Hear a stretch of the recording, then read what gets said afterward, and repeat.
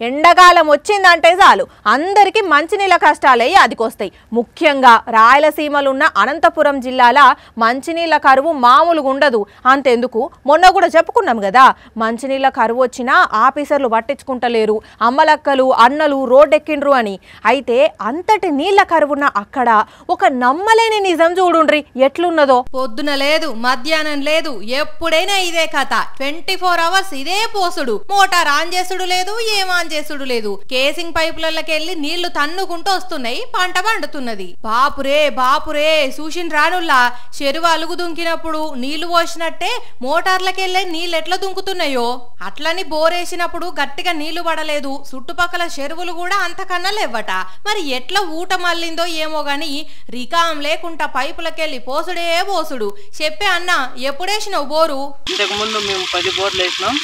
బోర్లాగా నీళ్ళు పడలేదు. ఇది 11వ బోరు. ఇందులో మోటార్ ఆన్ చెప్పినా 2 ఇంచుల నీళ్ళు బయటకు వస్తున్నాయి. అదృష్టం అన్నా, అంతా నీ అదృష్టమే.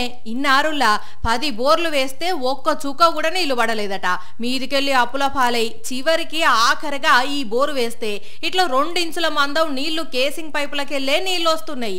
అంతా గంగమ్మ తల్లి దయవల్లే మాకు బోరు పడ్డది. ఇప్పుడు పంట మంచిగా ఉన్నదని అంటున్నాడు.